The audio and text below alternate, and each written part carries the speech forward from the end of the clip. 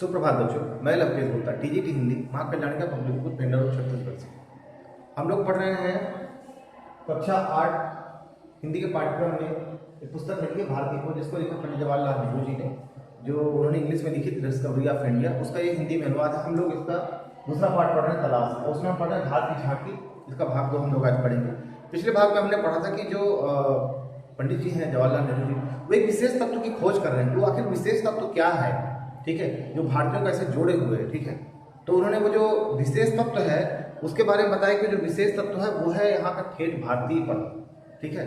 और उन्होंने कहा कि तमाम तरह की सभ्यताएं यहाँ पे आई, बहुत सारे लोग आए, लेकिन उसके बावजूद भी जो है इसका ये जो सभ्यता ये हिली नहीं, ठीक है, बड़ी मजबूती से टिकी रही, क्योंकि इसका सांस्कृतिक आधार बड़ा मजबूत था, ठीक है, एक बहुत ही मजबूत सांस्कृतिक आधार था। तो वो कहते हैं कि ये जो मजबूती है इसका रहस्य क्या है। तो आज हम लोग उसी रहस्य की पड़ताल करेंगे। आइए देखते हैं। मैं भारत का इतिहास और उसके विशाल प्राचीन साहित्य के कुछ अंशों को पढ़ा। कह रहे मैंने भारत का जो इतिहास है उसका जो विशाल प्राचीन साहित्य है, ठीक है, उसको मैंने पढ़ा। कैसे? कुछ अंशों को पढ़ा, जैसे महाभारत, गीता, रामायण, ये सब प्राचीन साहित्य है, ठीक है, वेद हो गए, इनके कुछ अंशों को उन्होंने पढ़ा, ठीक है, और यहाँ के इतिहास को भी पढ़ा। मुझ पर विचारों की तेजस्ता, भाषा की स्पष्टता, उसके पीछे सक्रिय मस्तिष्क की समृद्ध ने गहरा प्रभाव डाला। और जब उसको पढ़ा इन्होंने तो जो विचारों की तेजस्विता थी उसमें कितने गहरे विचार थे, ठीक है, और भाषा की स्पष्टता, कितनी स्पष्ट भाषा उसमें दी हुई, और एक समृद्ध मस्तिष्क, मतलब एक कितने समझदार लोग थे, कितने बुद्धिमान लोग जिन्होंने उन सब चीज़ों को लिखा। तो उन सब चीज़ों ने गहरा प्रभाव डाला पंडित जी पर। मैंने उन पराक्रमी यात्रियों के साथ भारत की यात्रा की जिसको अतीत में यहाँ चीन तथा पश्चिमी और मध्य एशिया से आए थे, अपनी यात्राओं की दास्तान छोड़ गए थे। अभी कह रहे हैं कि मैंने उन यात्रियों के ग्रंथों को भी पढ़ा, ठीक है, जो चीन से, मध्य एशिया से और एशिया से जो है पूर्वी एशिया है, ठीक है, वहाँ से लोग आए थे, और यहाँ पर उन्होंने वो सब दास्तान छोड़ गए। वो दास्तान का मतलब क्या है, जो उनके ग्रंथ हैं, ठीक है, उनको इन्होंने पढ़ा, उनकी जानकारी उनको पढ़ा। जैसे आप देखिए जो चीन है वहाँ से चीनी यात्री फायान और भेनसांग आए, ठीक है, मेगस्थनीज एक यूनानी यात्री थे, ठीक है, वो यहाँ आए। ऐसे प्लिनी है।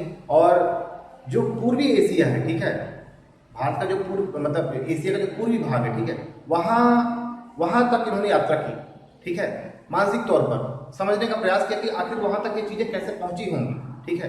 कैसे, देखिए आगे।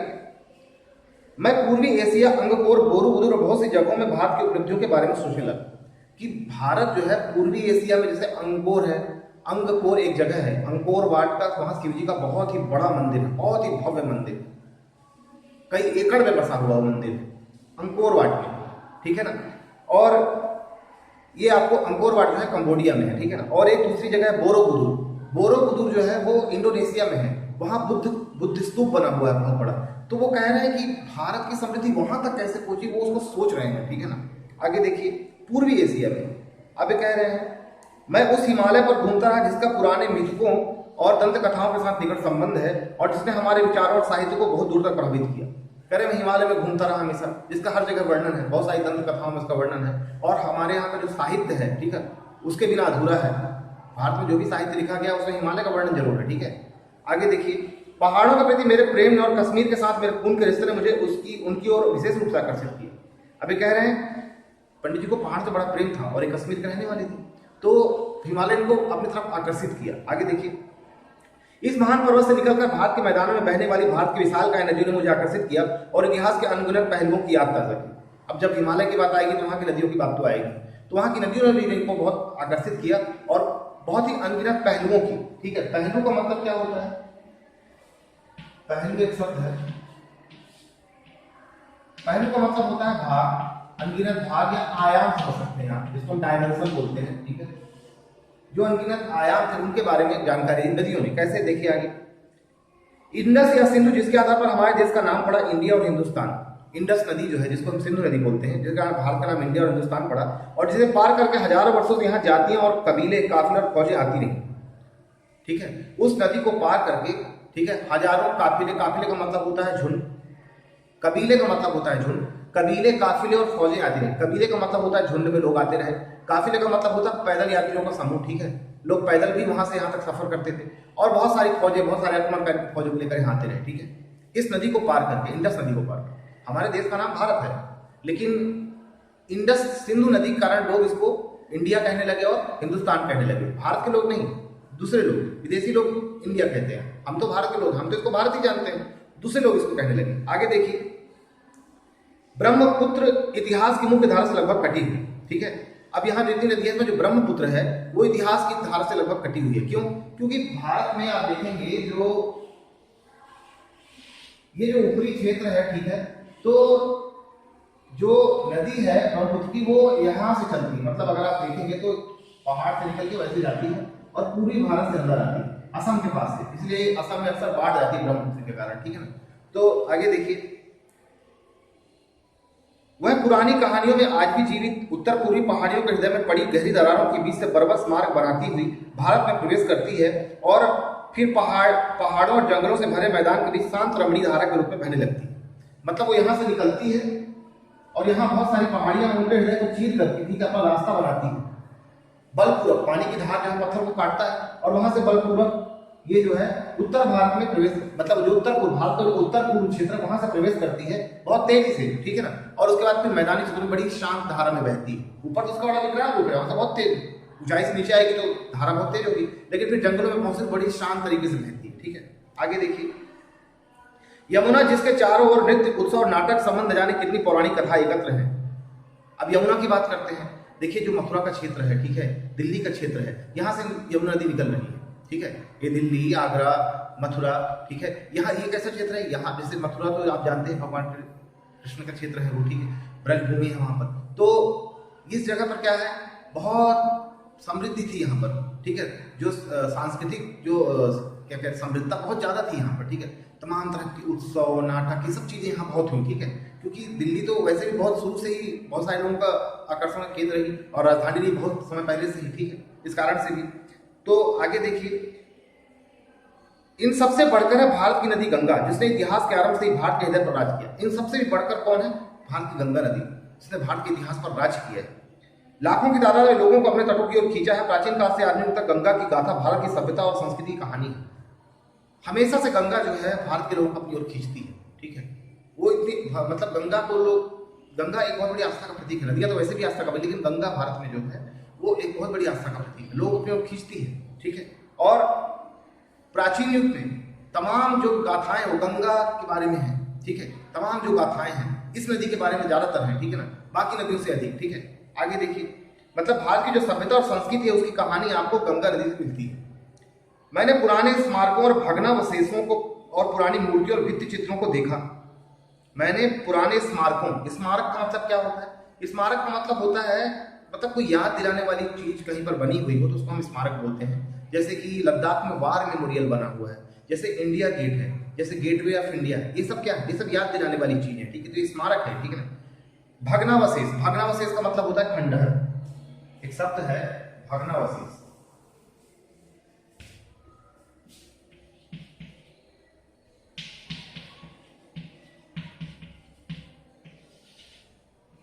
भग्नावशेष का मतलब क्या होता है? खंडहर। जो बड़े बड़े किले महल सब टूट गए, ठीक है, उनके खंडहर बचे हुए हैं। और पुरानी जो मूर्तियां और भित्ति चित्र, पुरानी मूर्तियां बहुत मिल जाएंगी, अक्सर म्यूजियम में होती हैं, और दीवारों पर जो पेंटिंग बनी है प्राचीन, ठीक है, उन सबको उन्होंने देखा। कहाँ? अजंता, एलोरा और एलिफेंटा की गुफाओं में और अन्य स्थानों को उन्होंने देखा।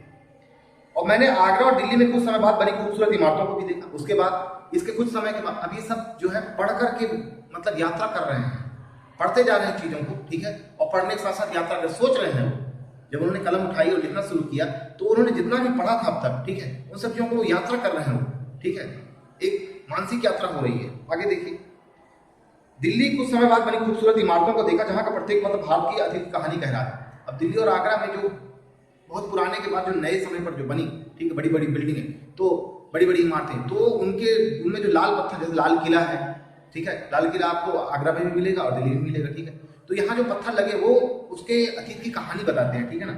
आगे देखिए, मैंने अपने शहर इलाहाबाद में या फिर हरिद्वार में महान स्नान पर कुंभ के मेले में, मैं अपने शहर इलाहाबाद में या फिर हरिद्वार में महान स्नान पर कुंभ के मेले में जाता हूँ और देखता हूँ कि वहाँ अब भी सैकड़ों हजारों की तादाद में लोग आते हैं, वैसे ही जैसे हजारों वर्ष से उनके पुरखे गंगा स्नान करने के लिए भारत के सभी कोनों से आते रहे हैं। अब जब कुंभ का मेला लगता है, अब वो कह रहे हैं कि जैसे मैं इलाहाबाद में, मेरा जो घर है वो इलाहाबाद हरिद्वार में रहा है, तो बहुत प्राचीन समय से अभी भी मतलब जो वहां जो कुंभ का मेला लगता है वहां हजारों तादाद में लोग, तादाद माने होता संख्या, हजारों की तादाद में लोग वहां स्नान करने आते हैं। आज से नहीं आ रहे हैं, उनके पुरखे, फिर उनके पुरखे। पुरखे का मतलब होता है पूर्वज, शब्द है पुरखे। पुरखे का मतलब होता है पूर्वज। तो ये पीढ़ी दर पीढ़ी चल रही है, ठीक है। मुझे 13 साल पहले चीनी यात्रियों और कुछ दूसरे लोगों द्वारा लिखे इन पर्वों के वर्णनों की याद आ जाती है। अब कह रहे हैं 1300 साल पहले, मतलब कितना पुराना है ये। कुंभ की जानकारी जो मिल रही है चीनी यात्रियों के जो लेख हैं वो उनसे मिल रही है, ठीक है, जो चीनी यात्रियों ने लिखा है। मैंने आपको ये बताया फाइन और वेंसांग, ठीक है ना। तो 13 साल पहले से उनको पता चल रहा है, ये जानकारी 13 साल पुरानी उनके पुरखा यहाँ तक आते रहे हैं। गो कि उस समय भी ये मेरे पुराने पढ़ चुके थे और अनजाने प्राचीन काल में गुम हो गए थे। गो की माने हालांकि, एक शब्द है गो की, ठीक है, गो।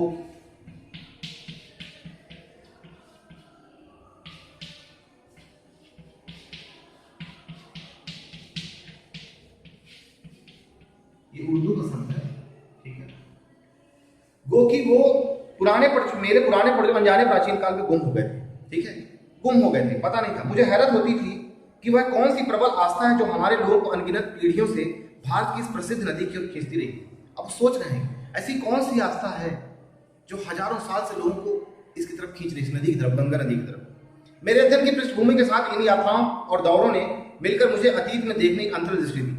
मेरे अध्ययन की पृष्ठभूमि, जो उनकी पृष्ठभूमि जो उन्होंने पढ़ा था, ठीक है, उसके साथ इन और ये जो यात्राएं उन्होंने की थी, मतलब ये जो यात्राएं हो रही, ठीक है ना, उनके और दौरों ने मिलकर मुझे अतीत में देखने की अंतर्दृष्टि दी। उन्होंने जो कुछ भी घूमा है, फिरा है और जो भी उनके पास नॉलेज है उसके साथ उनके एक अंतर्दृष्टि मिली। अंतर्दृष्टि का मतलब होता है बच्चों किसी चीज को सोचने समझने की शक्ति, मतलब आंतरिक शक्ति, ठीक है ना। अंदर से आपको महसूस हो जाए, पता चले कि ऐसा है, ठीक है, चीज ऐसी है।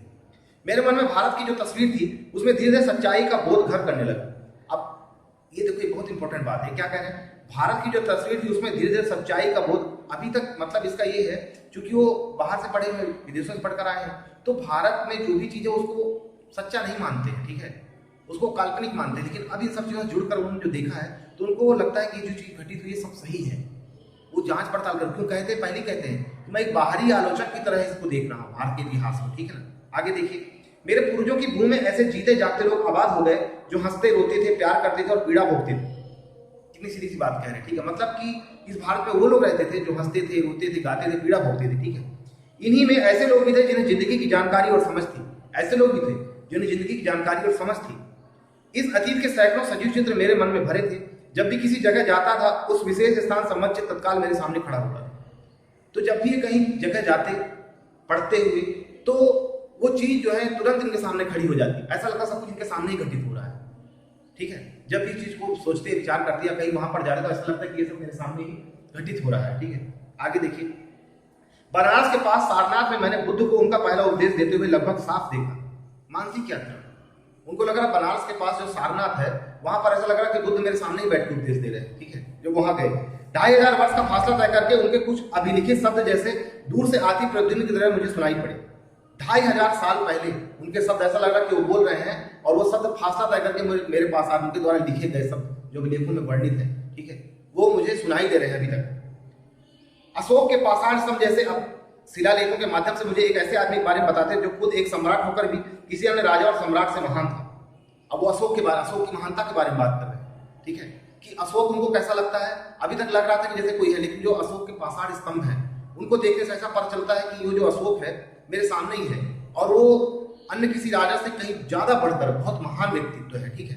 आगे देखिए, फतेहपुर सीकरी में अपने साम्राज्य को बुलाकर बैठा अकबर विभिन्न मतों के विद्वानों से संवाद और वाद विवाद कर रहा था। अब उनको ऐसा लगता है कि जब वो आगरा जाते हैं, फतेहपुर सीकरी पहुंचते हैं तो लगता है कि जैसे अकबर उनके सामने ही बैठा है और अपने लोगों के साथ वो वाद विवाद कर रहा है वहां पर, क्योंकि वहां पर एक दीन इलाही उसने बनाया था, ठीक है, जहां पर वो बैठकर लोगों से बातचीत, एक धर्म चलाया था उसने, दीन इलाही, और वहां पर अकबर में फतेहपुर सीकरी में बैठकर वो कई तरह के धर्मावलंबियों के साथ वो बैठकर वाद विवाद किया करता था, ठीक है। अकबर तो उन्हें लग रहा है सब कुछ मेरे सामने घटित हो रहा है। वह जिज्ञासु भाव से मनुष्य की शाश्वत समस्याओं का हल तलाश रहा था, जैसे कि वो बड़े ही जानने की इच्छा रखने वाला व्यक्ति था और सोच रहा था कि मनुष्य की जो समस्याएं हैं, शाश्वत हमेशा से रहने वाली समस्याएं, इनका हल कैसे निकलेगा, उन लोगों से बातचीत करके। इस तरह भारत के इतिहास की लंबी झांकी अपने उतार चढ़ावों और विजय पराजयों के साथ जैसे धीरे धीरे मेरे सामने खुलती जा रही थी। अब जैसे जैसे उन चीजों के सोचते जाते उनको ऐसा लगे जैसे भारत की जो जय पराजय है, भारत ने जो विजय हासिल की, जहां पराजित हुआ, वो सब चीजें परत दर परत उनके सामने खुलता जा रहा है, ठीक है। मुझे इतिहास के 5000 वर्षों से चली आ रही सांस्कृतिक परंपरा की निरंतरता में कुछ विलक्षणता प्रतीत होती है। अभी कह रहे हैं 5000 से बाद की जो परंपरा चली आ रही है, जो निरंतरता है, ठीक है, जो प्रगतिशीलता है, उसमें कुछ विलक्षणता, विलक्षणता एक शब्द है बच्चों। विलक्षण का मतलब होता है अनोखा, विलक्षण, विलक्षण का मतलब होता है अनोखा, या आप उसको विशेष कह सकते हैं, या आप उसको आश्चर्यजनक भी कह सकते हैं।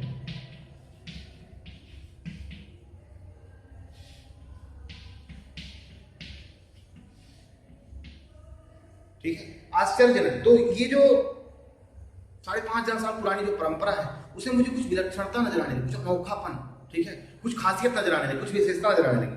यह परंपरा जो दूर दूर तक जनता में फैली थी, जिसने उस पर गहरा प्रभाव डाला। कौन ये जो परंपरा है, जिसने जो दूर दूर तक फैली थी, कहां तक फैली? वो पूर्व एशिया तक बात कर रहे हैं, इधर मध्य एशिया की बात कर रहे हैं, ठीक है ना, मतलब ईरान तक वो लेते हैं वो, और उधर वो इंडोनेशिया और कंबोडिया, वहां भी, ठीक है, वहां तक जाते हैं। ये दूर दूर तक फैली है और जिसने जनता पर गहरा प्रभाव डाला था, ठीक है, जिसमें लोग अभी भी बंधे हुए थे, ठीक है, अभी उन चीजों को मानते हैं।